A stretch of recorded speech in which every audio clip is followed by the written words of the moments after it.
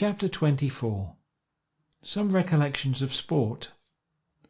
Racing, shooting, a fish story, boxing, past and present, Carpentier and France, the Reno fight, football, golf with the Sirdar, billiards, cricket, W.G. Grace, queer experiences, tragic matches, humiliation, success in Holland, Barry's team, a precedent, motor accidents, Prince Henry tour, aviation, the balloon and the aeroplane, ski, over a precipice, rifle shooting. It is here, before we approach what Maxwell has called the Great Interruption, that I may perhaps break my narrative in order to interpolate a chapter upon the general subject of my experiences of sport, which have taken up an unappreciable part of my life, added greatly to its pleasure, and which can be better treated as a whole than recounted seriatim.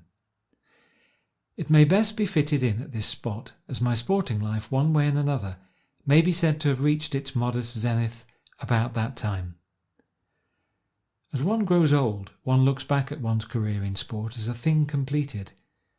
Yet I have at least held on to it as long as I could, for I played a hard match of association football at 44, and I played cricket for 10 years more.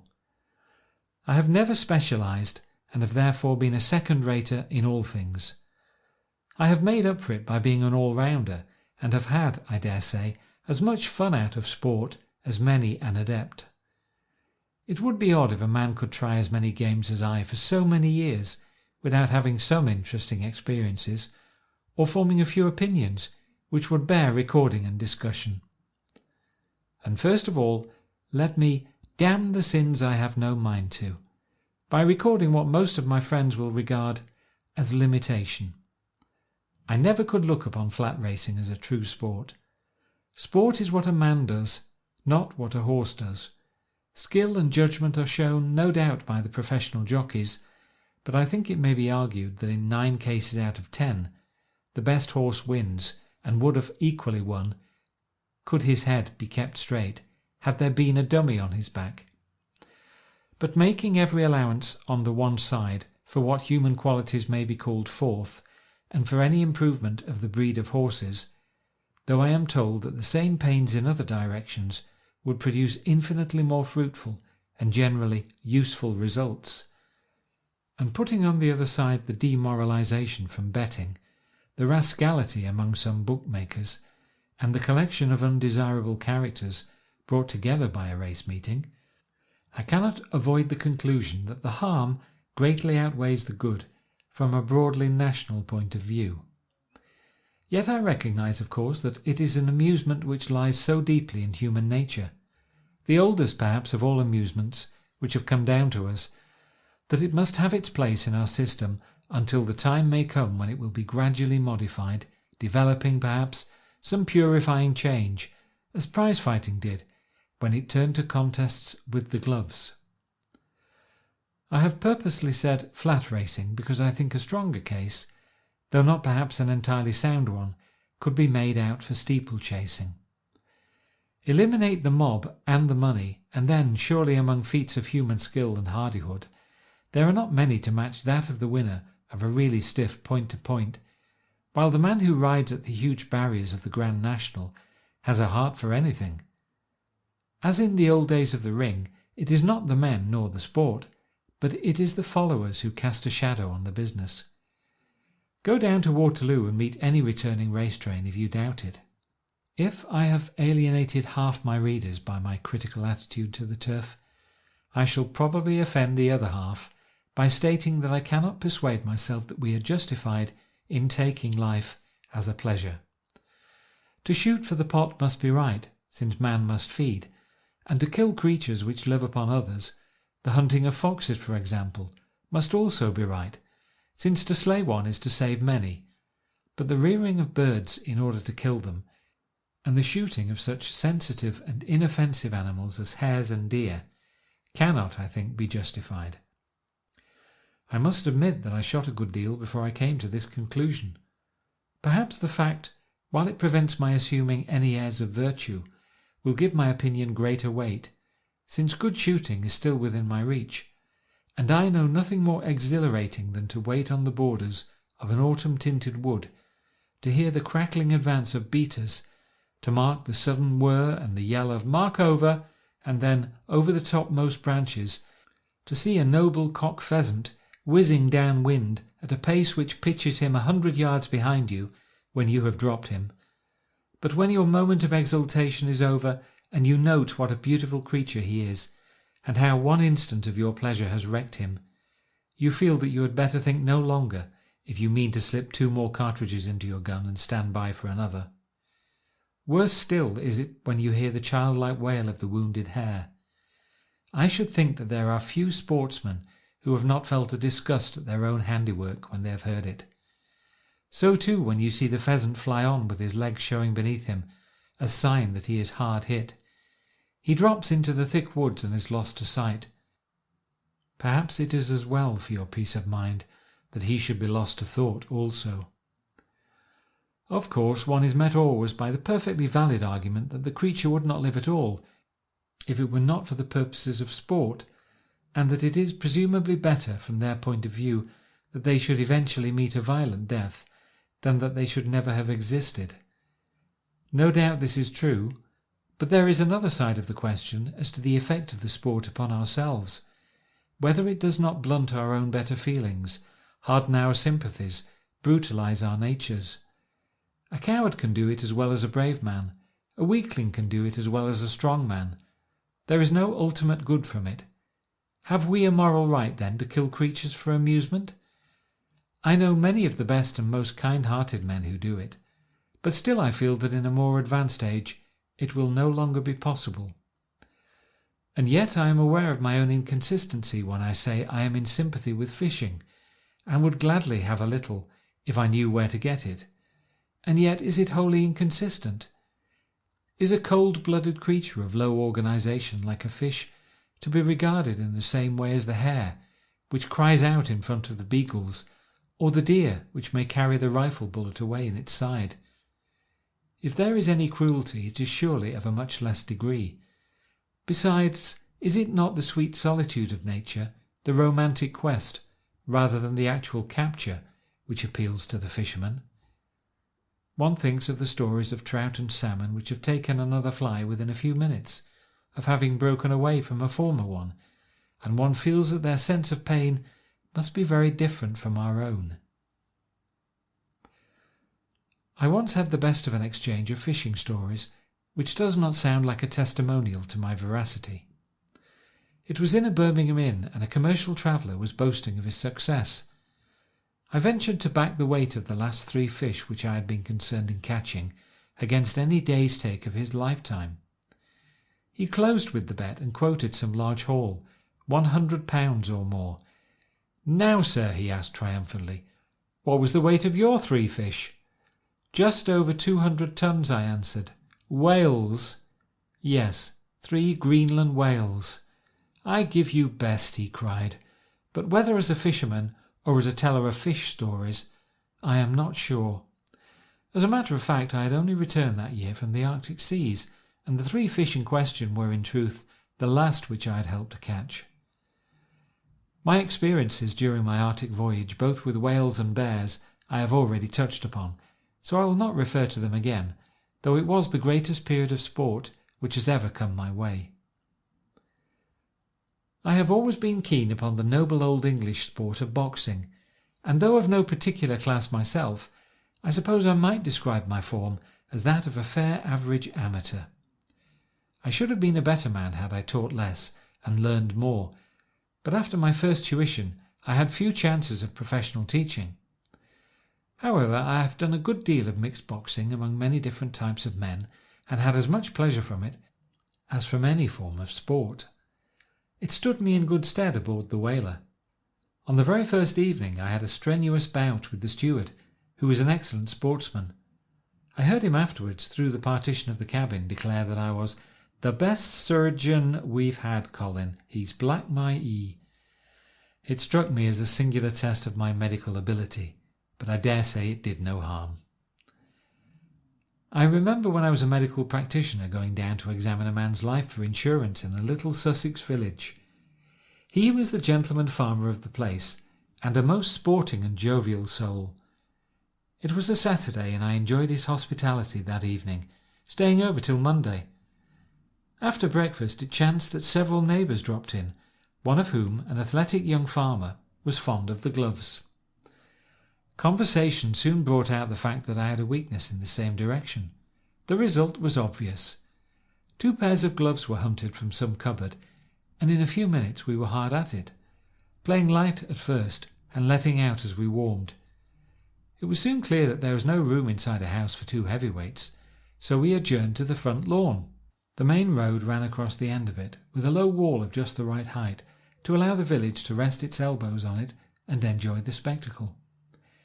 We fought several very brisk rounds, with no particular advantage either way, but the contest always stands out in my memory for its queer surroundings and the old English picture in which it was set. It is one of several curious by-battles in my career. I recollect another, where another man and I, returning from a ball at 5 of a summer morning, went into his room and fought in our dress clothes several very vigorous rounds as a wind-up to the evening's exercise. They say that every form of knowledge comes useful sooner or later. Certainly my own experience in boxing and my very large acquaintance with the history of the prize ring found their scope when I wrote Rodney Stone. No one but a fighting man would ever, I think, quite understand or appreciate some of the detail. A friend of mine read the scene where Boy Jim fights Burks to a prize fighter as he lay in what proved to be his last illness. The man listened with growing animation until the reader came to the point where the second advises Boy Jim, in technical jargon, how to get at his awkward antagonist. "That's it, by God, he's got him," shouted the man in the bed. It was an incident which gave me pleasure when I heard it. I have never concealed my opinion that the old prize ring was an excellent thing from a national point of view, exactly as glove fighting is now. Better that our sports should be a little too rough than that we should run a risk of effeminacy. But the ring outlasted its time. It was ruined by the villainous mobs who cared nothing for the chivalry of sport or the traditions of British fair play as compared with the money gain which the contest might bring. Their blackguardism drove out the good men, the men who really did uphold the ancient standards, and so the whole institution passed into rottenness and decay. But now the glove contests carried on under the discipline of the national sporting or other clubs perpetuate the noble old sport without a possibility of the more evil elements creeping into it once more. An exhibition of hardihood without brutality, of good-humoured courage without savagery, of skill without trickery, is, I think, the very highest which sport can give. People may smile at the mittens, but a 20-round contest with 4-ounce gloves is quite as punishing an ordeal as one could wish to endure. There is as little room for a coward as in the rougher days of old, and the standard of endurance is probably as high as in the average prize fight. One wonders how our champions of today would have fared at the hands of the heroes of the past. I know something of this end of the question, for I have seen nearly all the great boxers of my time, from J. L. Sullivan down to Tommy Burns, Carpentier, Bombardier Wells, Beckett and that little miracle Jimmy Wilde. But how about the other end, the men of old? Wonderful Jem Mace was the only link between them. On the one hand he was supreme in the 60s as a knuckle fighter. On the other he gave the great impetus to glove fighting in America, and more especially in Australia, which has brought over such champions as Frank Slavin and Fitzsimmons, who, through Mace's teaching, derived straight from the classic line of British boxers. He of all men might have drawn a just comparison between the old and the new. But even his skill and experience might be at fault, for it is notorious that many of the greatest fighters under the old regime were poor hands with the mittens. Men could bang poor Tom Sayers all around the ring with the gloves, who would not have dared to get over the ropes had he been without them. I have seen Mace box, and even when over 60 it is wonderful how straight was his left, how quick his feet, and how impregnable his guard. After the Great War, one can see that those of us who worked for the revival of boxing wrought better than we knew. For at the supreme test of all time, the test which has settled the history of the future, it has played a marked part.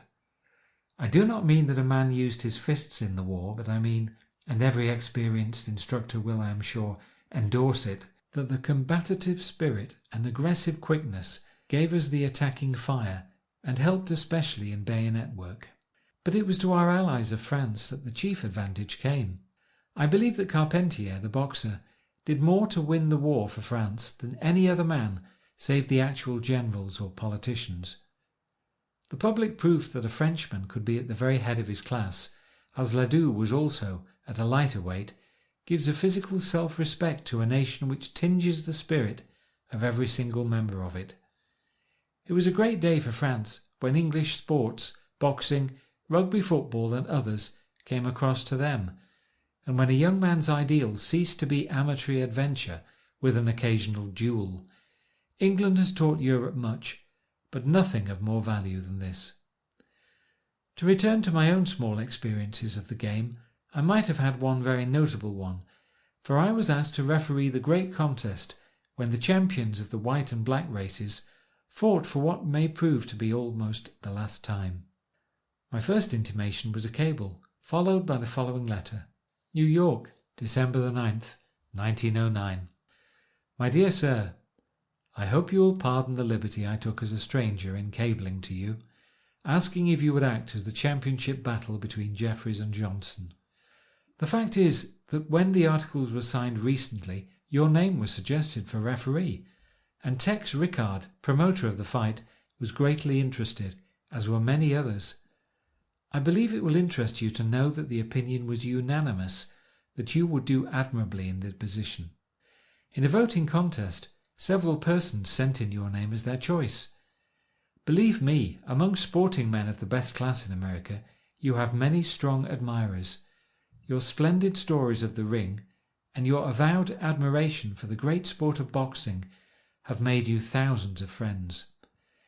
It was because of this extremely friendly feeling for you in America that I took the liberty of cabling to you. I thank you for your reply. It would indeed rejoice the hearts of the men in this country if you were at the ringside when the great Negro fighter meets the white man Jeffries for the World's Championship. I am, my dear sir, yours sincerely, Irving Jefferson Lewis, Managing Director, New York Morning Telegraph. I was much inclined to accept this honourable invitation, though my friends pictured me as winding up with a revolver at one ear and a razor at the other. However, the distances and my engagements presented a final bar. If boxing is the finest single-man sport, I think that rugby football is the best collective one. Strength, courage, speed and resource are great qualities to include in a single game. I have always wished that it had come more my way in life, but my football was ruined, as many a man's is, by the fact that at my old school they played a hybrid game peculiar to the place, with excellent points of its own, but unfitting the youngster for any other. All these local freak games, wall games, Winchester games and so on are national misfortunes, for while our youths are wasting their energies upon them, those precious early energies which make the instinctive players, the young South African or New Zealander is brought up on the real universal rugby, and so comes over to pluck a few more laurel leaves out of our depleted wreath. In Australia I have seen in Victoria a hybrid, though excellent game of their own, but they have had the sense in other parts to fall into line, and are already taking the same high position which they hold in other branches of sport. I hope that our headmasters will follow the same course. In spite of my wretched training, I played for a short time as a forward in the Edinburgh University team, but my want of knowledge of the game was too heavy a handicap. Afterwards I took to association and played first goal and then back for Portsmouth, when that famous club was an amateur organisation. Even then we could put a very fair team in the field, and were runners-up for the County Cup the last season that I played. In the same season I was invited to play for the county. I was always too slow, however, to be a really good back, though I was a long and safe kick.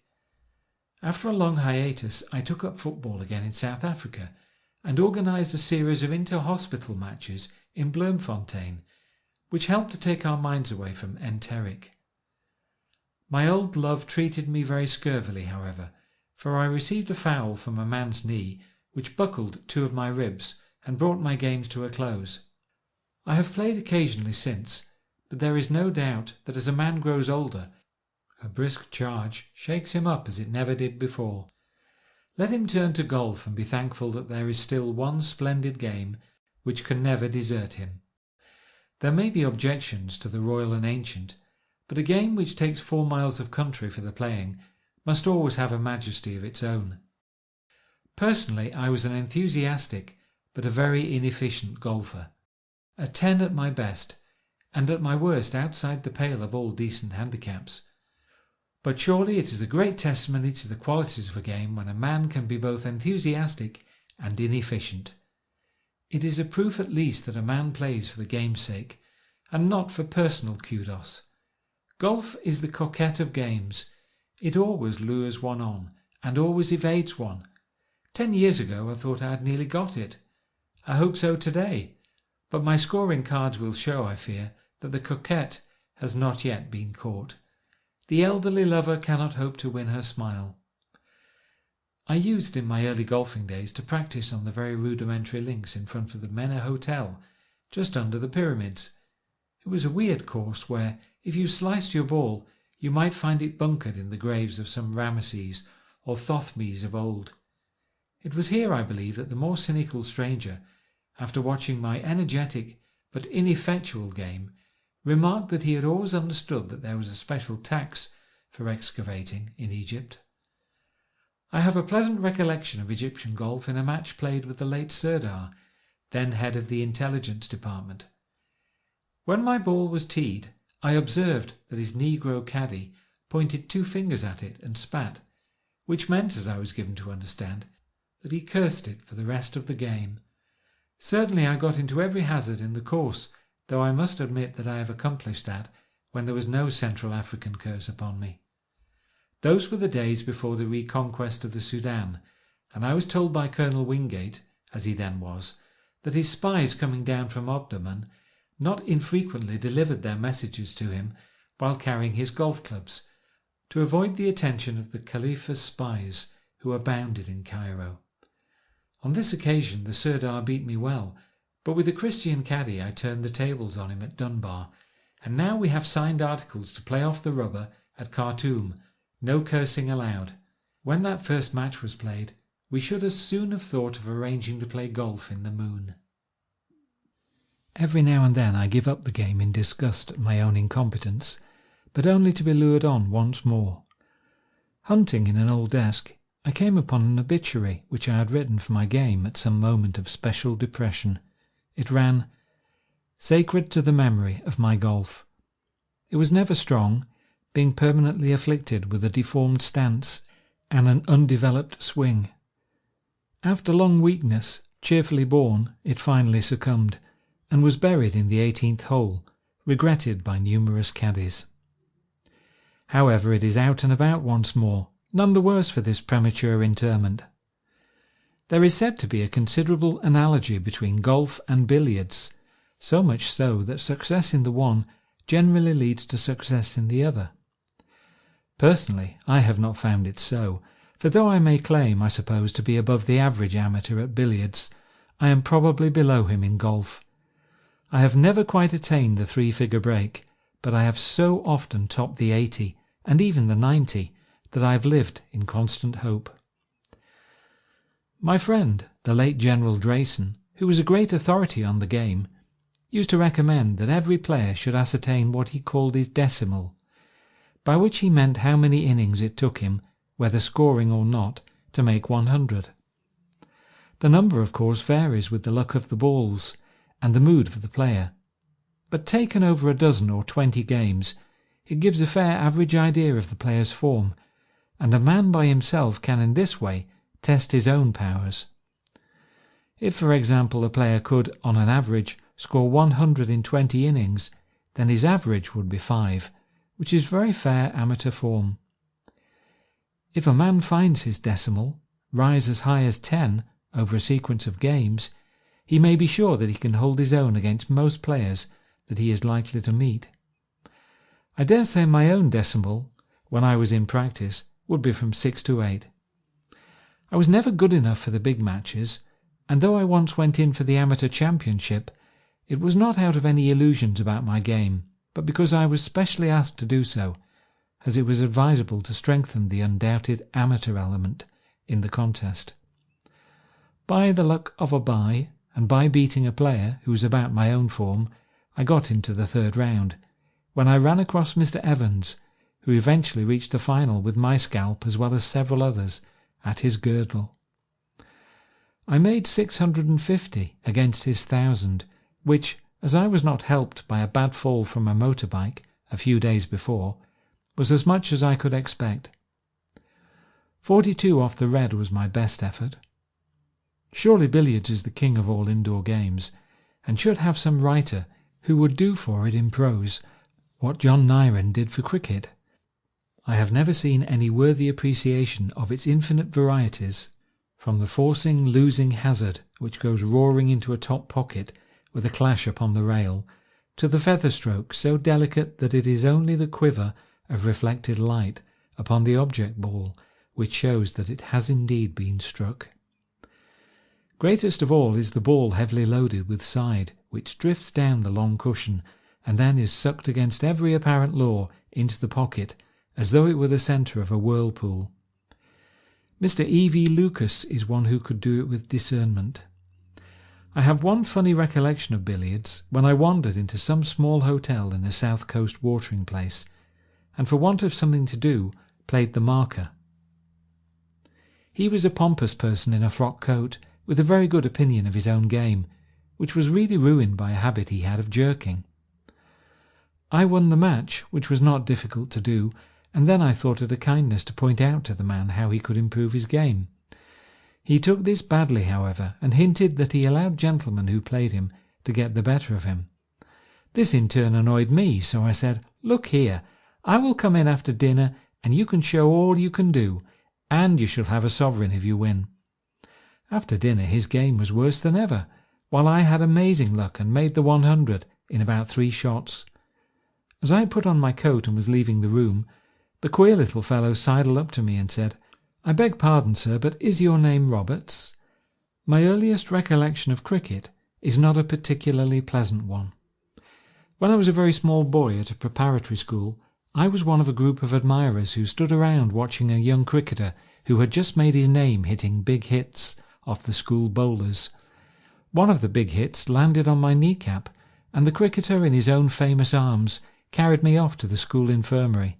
The name, Tom Emmett, lingers in my memory, though it was some years before I appreciated exactly what he stood for in the game.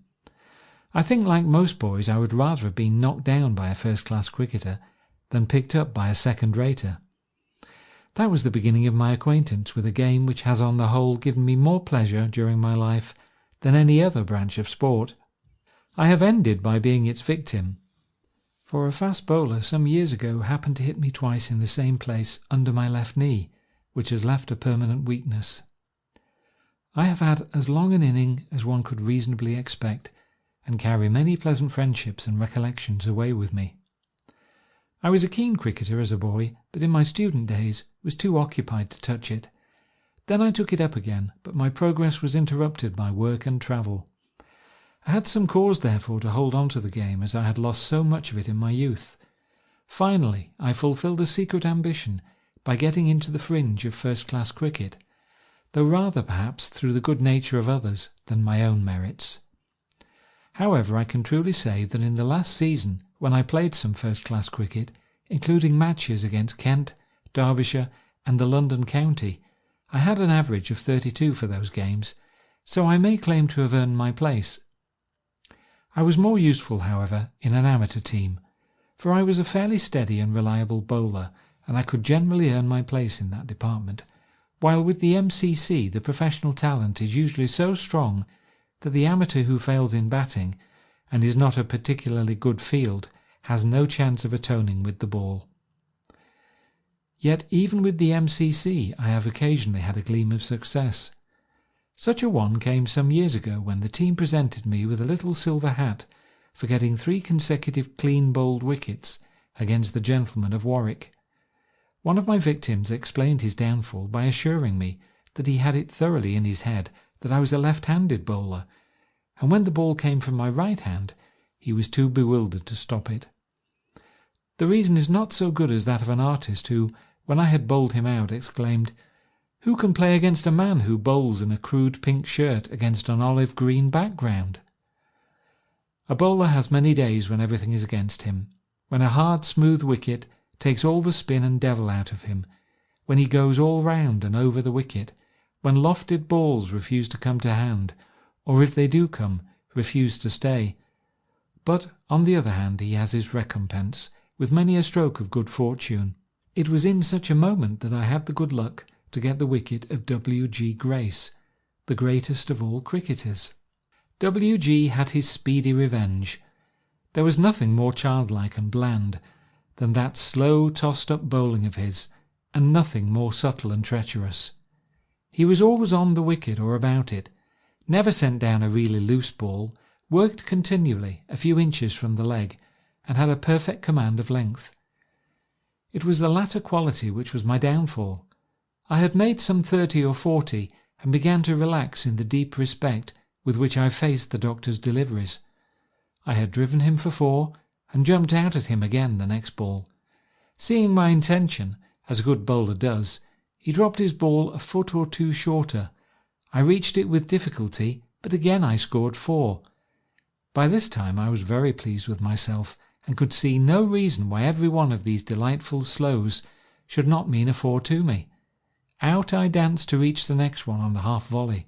It was tossed a little higher up in the air, which gave the delusion that it was coming right up to the bat, but as a matter of fact it pitched well short of my reach, broke sharply across, and Lilly, the wicket-keeper, had my bails off in a twinkling.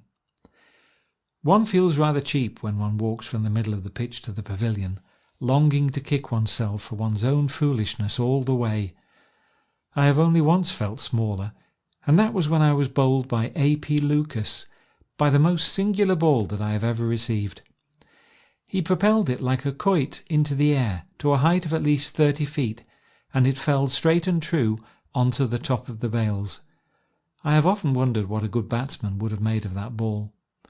To play it one would have needed to turn the blade of the bat straight up, and could hardly fail to give a chance. I tried to cut it off my stumps, with the result that I knocked down my wicket and broke my bat, while the ball fell in the midst of this general chaos. I spent the rest of the day wondering gloomily what I ought to have done, and I am wondering yet. I have had 2 unusual experiences upon Lord's ground. One was that I got a century in the very first match that I played there. It was an unimportant game, it is true, but still the surprising fact remained. It was a heavy day, and my bat, still encrusted with the classic mud, hangs as a treasured relic in my hall. The other was less pleasant and even more surprising. I was playing for the club against Kent, and faced for the first time Bradley, who was that year one of the fastest bowlers in England. His first delivery I hardly saw, and it landed with a terrific thud upon my thigh. A little occasional pain is one of the chances of cricket, and one takes it as cheerfully as one can, but on this occasion it suddenly became sharp to an unbearable degree. I clapped my hand to the spot, and found to my amazement that I was on fire. The ball had landed straight on a small tin Vesta box in my trousers pocket, had splintered the box, and set the matches ablaze. It did not take me long to turn out my pocket and scatter the burning vestas over the grass. I should have thought this incident unique, but Alec Hearn, to whom I told it, assured me that he had seen more than one accident of the kind. W.G. was greatly amused. "Couldn't get you out. Had to set you on fire," he cried in the high voice which seemed so queer from so big a body. There are certain matches which stand out in one's memory for their peculiar surroundings. One was a match played against Cape de Verde at that island, on the way to South Africa. There is an Atlantic telegraph station there, with a large staff, and they turn out an excellent 11. I understand that they played each transport as it passed, and that they had defeated all, including the guards. We made up a very fair team, however, under the captaincy of Lord Henry Scott, and after a hard fight we defeated the islanders. I don't know how many of our 11 left their bones in South Africa, 3 at least: Blasson, Douglas Forbes, who made our top score, and young Maxwell Craig never returned. I remember one even more tragic match in which I played for the Incogniti against Aldershot Division a few months before the African War. The regiments quartered there were those which afterwards saw the hardest service. Major Ray, who made the top score, was killed at Magersfontein. Young Stanley, who went in first with me, met his death in the Yeomanry. Taking the two teams right through, I am sure that half the men were killed or wounded within 2 years. How little we could have foreseen it that sunny summer day. It is dangerous when an old cricketer begins to reminisce, because so much comes back to his mind. He has but to smell the hot rubber of a bat handle to be flooded with memories. They are not always glorious. I remember 3 ladies coming to see me play against one of the Bedford schools. The boys politely applauded as I approached the wicket. A very small boy lobbed up the first ball which I played at. It went up into the air and was caught at point by the very smallest boy I have ever seen in decent cricket. It seemed to me about a mile as I walked back from the wicket to the pavilion. I don't think those 3 ladies ever recovered their confidence in my cricketing powers. As a set-off to this confession of failure, let me add a small instance of success, whereby, taking thought, I saved a minor international match. It was at The Hague in 1892, and the game was a wandering British team against Holland. The Dutch were an excellent sporting lot, and had one remarkable bowler in Posthumer, a left-hander, who had so huge a break with his slow ball that it was not uncommon for him to pitch the ball right outside the matting on which we played, and yet bring it on to the wicket. We won our various local matches without much difficulty, but we were aware that we should have a stiff fight with United Holland, the more so as Dutch hospitality was almost as dangerous to our play as Dutch cricket. So it proved, and we were in the position that with 4 wickets in hand they had only 15 runs to make with 2 batsmen well set. I had not bowled during the tour, for as we were a scratch team, mostly from the schoolmaster class, we did not know each other's capacity. Seeing, however, that things were getting desperate, I went the length of asking our skipper to give me a chance. I had observed that the batsmen had been very well taught by their English professional, and that they all played in most orthodox fashion with a perfectly straight bat. That was why I thought I might get them out. I brought every fielder round to the off, for I felt that they would not think it correct to pull, and I tossed up good-length balls about a foot on the offside. It came off exactly as I expected. The pro had not told them what to do with that particular sort of tosh, and the 4 men were all caught for as many runs by mid-off or cover. The team, in their exultation, proceeded to carry me into the pavilion, but whether it was my 16 stone or the heat of the weather, they tired of the job midway and let me down with a crash which shook the breath out of me. So Holland was avenged. I played against them again when they came to England, and made 67, but got no wickets, for they had mastered the offside theory. Some of my quaintest cricket reminiscences are in connection with J.M. Barry's team. The Allah Akbaris, or Lord Helpers, as we were called. We played in the old style, caring little about the game and a good deal about a jolly time and pleasant scenery. Broadway, the country home of Mr. Navarro and his wife, formerly Mary Anderson, the famous actress, was one of our favourite haunts, and for several years in succession we played the artists there. Bernard Partridge, Barry, A.E.W. Mason, Abbey the academician, Blomfield the architect, Marriott Watson, Charles Whibley, and others of note took part, and there were many whimsical happenings, which were good fun if they were not good cricket. I thought all record of our games had faded from human ken, but lately a controversy was raised over Mr. Armstrong, the Australian captain, bowling the same man from opposite ends on consecutive overs. This led to the following paragraph in a Birmingham paper, which I may say entirely exaggerates my powers, but is otherwise correct. Barry and Armstrong.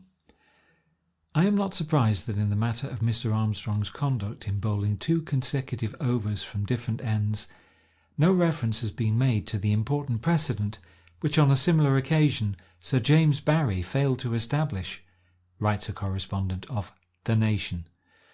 The occasion was his captaincy, at Broadway, in Worcestershire, of an 11 of writers against a strong team of alleged artists. The circumstances were these. One side had compiled 72 runs, chiefly if not wholly contributed by Sir Arthur Conan Doyle. The sun worshippers had thereupon responded with an equal number of runs for the loss of all but their last wicket. The 9th wicket had fallen to the last ball of Sir Arthur's over, the other 8 having succumbed to the same performer, then in his prime. Actuated apparently by the belief that Sir Arthur was the only bowler of his side capable of taking or reaching a wicket, even in Worcestershire, Sir James thereupon put him on at the opposite end. Before, however, he could take a practice ball, a shout was heard from the artists' pavilion, and the 9 unengaged players were seen issuing from it to contest our captain's decision. After an exciting contest, it was ultimately given in their favour, with the result that the first ball of the new bowler was hit for 2, assisted by overthrows, and the innings and match were won by the artists. Of Barry's team, I remember that it was printed at the bottom of our cards that the practice ground was in the National Observer office. Mr. Abbey, the famous artist, usually captained against Barry, and it was part of the agreement that each should have a full pitch to leg just to start his score. I remember my horror when by mistake I bowled a straight first ball to Abbey, and so broke the unwritten law as well as the wicket. Abbey knew nothing of the game, but Barry was no novice. He bowled an insidious left-hand good-length ball coming from leg, which was always likely to get a wicket. Talking of bowling, I have twice performed the rare feat of getting all 10 wickets. Once it was against a London club, and once I ran through the side of a dragoon regiment at Norwich. My best performance at Lord's was 7 wickets for 51 against Cambridgeshire in 1904. Of fencing my experience has been limited, and yet I have seen enough to realise what a splendid, toughening exercise it is. I nearly had an ugly mishap when practising it. I had visited a medical man in Southsea who was an expert with the foils, and at his invitation had a bout with him. I had put on the mask and glove, but was loath to have the trouble of fastening on the heavy chest plastron. He insisted, however, and his insistence saved me from an awkward wound, for coming in heavily upon a thrust, his foil broke a few inches from the end, and the sharp point thus created went deeply into the pad which covered me. I learned a lesson that day. On the whole, considering the amount of varied sport which I have done, I have come off very well as regards bodily injury. 1 finger broken at football, 2 at cricket, one after the other in the same season. The disablement of my knee, that almost exhausts it. Though a heavy man and quite an indifferent rider, I have never hurt myself in a fair selection of falls in the hunting field and elsewhere. Once, as I have narrated, when I was down, the horse kicked me over the eye with his forefoot, but I got off with a rather ragged wound, though it might have been very much more serious. Indeed, when it comes to escapes, I have had more than my share of luck. One of the worst was in a motor accident, when the machine, which weighed over a ton, ran up a high bank, threw me out on a gravel drive below, and then, turning over, fell on top of me. The steering wheel projected slightly from the rest, and thus broke the impact, and undoubtedly saved my life. But it gave way under the strain, and the weight of the car settled across my spine, just below the neck, pinning my face down on the gravel, and pressing with such terrific force as to make it impossible to utter a sound. I felt the weight getting heavier moment by moment, and wondered how long my vertebrae could stand it. However, they did so long enough to enable a crowd to collect, and the car to be levered off me. I should think there are few who can say that they have held up a ton weight across their spine and lived unparalysed to talk about it. It is an acrobatic feat which I have no desire to repeat. There is plenty of sport in driving one's own motor and meeting the 101 unexpected roadside adventures and difficulties which are continually arising. These were greater a few years ago when motors were themselves less solidly and accurately constructed. Drivers were less skilled and frightened horses were more in evidence. No invention of modern civilization has done so much for developing a man's power of resource and judgment as the motor. To meet and overcome a sudden emergency is the best of human training, and if a man is his own driver and mechanician on a fairly long journey, he can hardly fail to have some experience of it. I well remember, in the early days of motoring, going up to Birmingham to take delivery of my new 12-horsepower Wolseley. I had invested in the sort of peaked yachting cap which was considered the correct badge of the motorist in those days, but as I paced the platform of New Street Station, a woman removed any conceit I might have over my headgear by asking me peremptorily how the trains ran to Walsall. She took me for one of the officials. I got the car safely home, and no doubt it was a good car, as things went at that time. But the secret of safe brakes had not yet been discovered, and my pair used to brake as if they were glass. More than once I have known what it is to steer a car when it is flying backwards, under no control down a winding hill.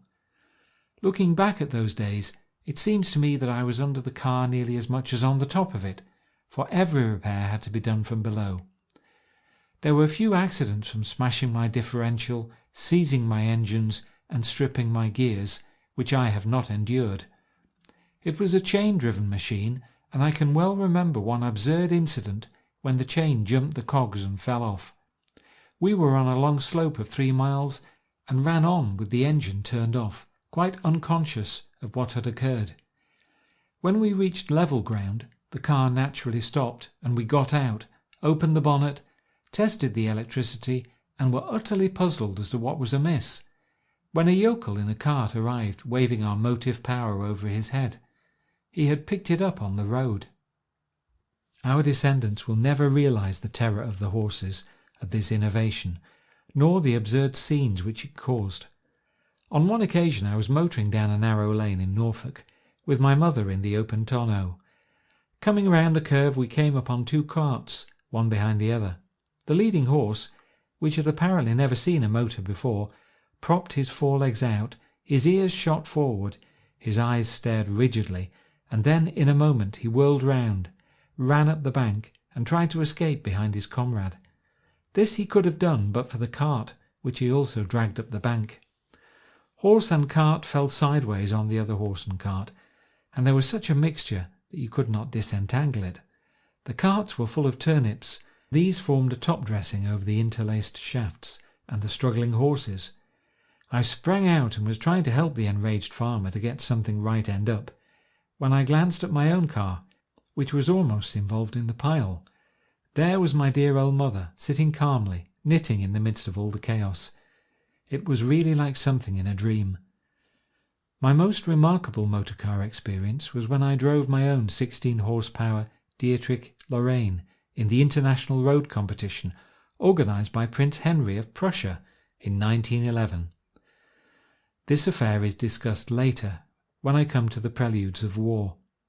I came away from it with sinister forebodings. The impression left on my mind by the whole incident is shown by the fact that one of the first things I did when I got to London was to recommend a firm of which I am director to remove a large sum which it had lying in Berlin. I have no doubt that it would have continued to lie there and that we might have lost it. As to the contest itself, it ended in a British victory, which was owing to the staunch way in which we helped each other when in difficulties, while the Germans were more a crowd of individuals than a team. Their cars were excellent, and so was their driving. My own little car did very well, and only dropped marks at Sutton Bank in Yorkshire, that terrible hill, 1 in 3 at one point with a hairpin bend. When we finally panted out our strength, I put my lightweight chauffeur to the wheel, ran round and fairly boosted her up from behind, but we were fined so many marks for my leaving the driving wheel. Not to get up would have meant 3 times the forfeit, so my tactics were well justified. No doubt the coming science of aviation will develop the same qualities as motor driving to an even higher degree. It is a form of sport in which I have only aspirations and little experience. I had one balloon ascent in which we covered some 25 miles and ascended 6,000 feet, which was so delightful an expedition that I have always been eager for another and a longer one. A man has a natural trepidation the first time he leaves the ground, but I remember that as I stood by the basket with the gas bag swinging about above me and the assistant clinging to the ropes, someone pointed out an elderly gentleman and said, "That is the famous Mr. So-and-so, the aeronaut." I saw a venerable person and I asked how many ascents he had made. "About 1,000, was the answer. No eloquence or reasoning could have convinced me so completely that I might get into the basket with a cheerful mind, though I will admit that for the first minute or so one feels very strange and keeps an uncommonly tight grip of the side ropes.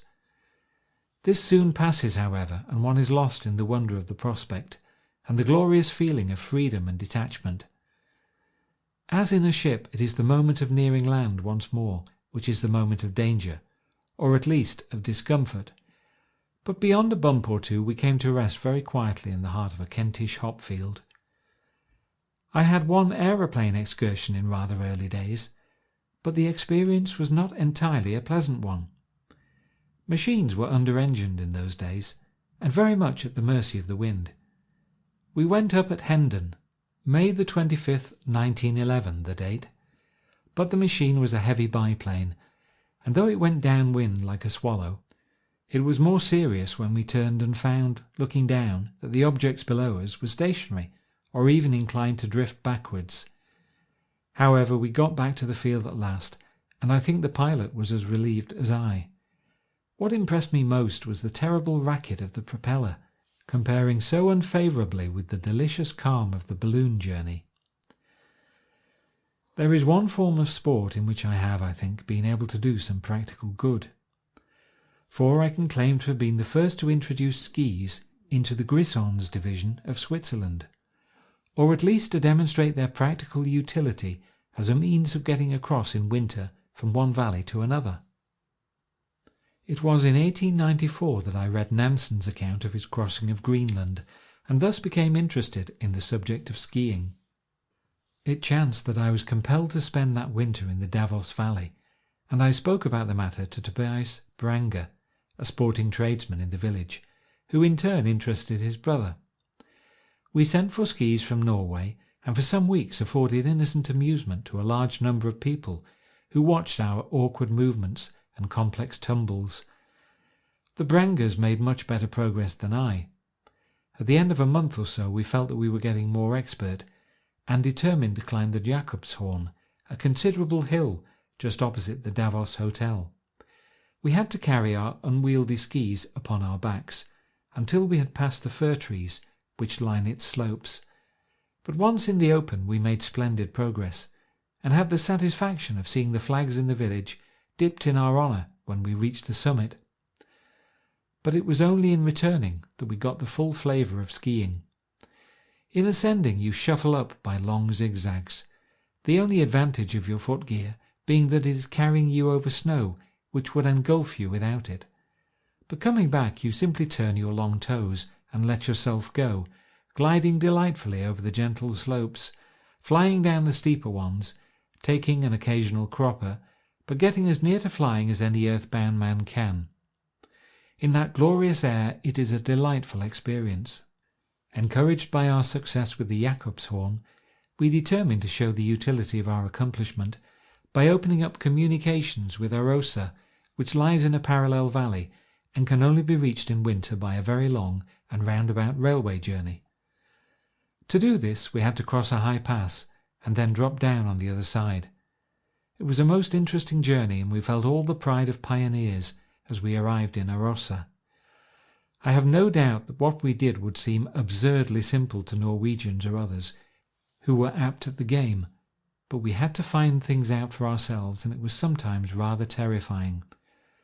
The sun had not yet softened the snow on one sharp slope across which we had to go, and we had to stamp with our skis in order to get any foothold. On our left, the snow slope ended in a chasm, from which a blue smoke or fog rose in the morning air. I hardly dared look in that direction, but from the corner of my eye I saw the vapour of the abyss. I stamped along, and the two gallant Switzers got on my left, so that if I slipped, the shock would come upon them. We had no rope by which we could link up. We got across all right, and perhaps we exaggerated the danger, but it was not a pleasant experience. Then I remember that we came to an absolute precipice, upon which no doubt the path zigzags in summer. It was not, of course, perpendicular, but it seemed little removed from it, and it had just slope enough to hold the snow. It looked impassable, but the Brangers had picked up a lot in some way of their own. They took off their skis, fastened them together with a thong, and on this toboggan they sat, pushing themselves over the edge and going down amid a tremendous spray of flying snow. When they had reached safety, they beckoned to me to follow. I had done as they did, and was sitting on my skis preparatory to launching myself, when a fearsome thing happened, for my skis shot from under me, flew down the slope, and vanished in huge bounds among the snow mounds beyond. It was a nasty moment, and the poor Brangers stood looking up at me some hundreds of feet below me in a dismal state of mind. However, there was no possible choice as to what to do, so I did it. I let myself go over the edge and came squattering down, with legs and arms extended to check the momentum. A minute later I was rolling covered with snow at the feet of my guides, and my skis were found some hundreds of yards away, so no harm was done after all.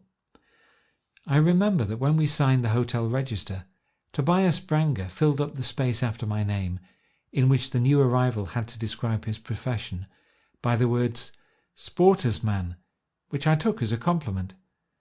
It was at any rate more pleasant than the German description of my golf clubs, which went astray on the railway and turned up at last with the official description of Kinderspieler, child's toys, attached to them.